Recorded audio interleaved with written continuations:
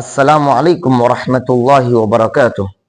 عن ابی ہریرہ رضی اللہ عنہ قال قال رسول اللہ صلی اللہ علیہ وسلم خیر بیت فی المسلمین بیت فیہ یتیم یحسن الیہ وشر بیت فی المسلمین بیت فیہ یتیم یساء الیہ۔ رواہ ابن ماجہ۔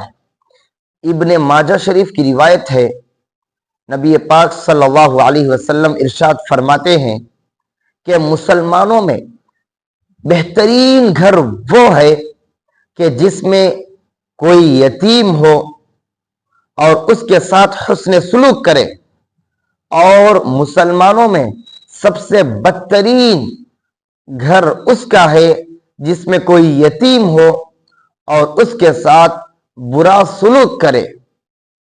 اس حدیث شریف کی تشریح یہ ہے کہ جس گھر میں یتیم ہو اور اس کی ضروریات زندگی اس گھر کے افراد مکمل نہ کر رہے ہو تو یہ اس کے اوپر ظلم ہے اور اس کے ساتھ برا سلوک ہے، اور اسے ناحق مارنا، ستانا، تکلیف دینا، وہ اپنے آپ کو لاچار مجبور سمجھنا، یہ اس کے اوپر ظلم ہے اور سب سے بدترین گھر ہے۔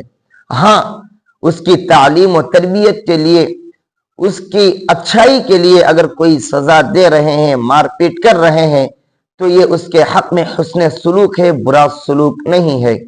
اس لیے جن جن گھروں میں یتیم ہو وہ ان کے ساتھ حسن سلوک کرے، برا سلوک نہ کرے۔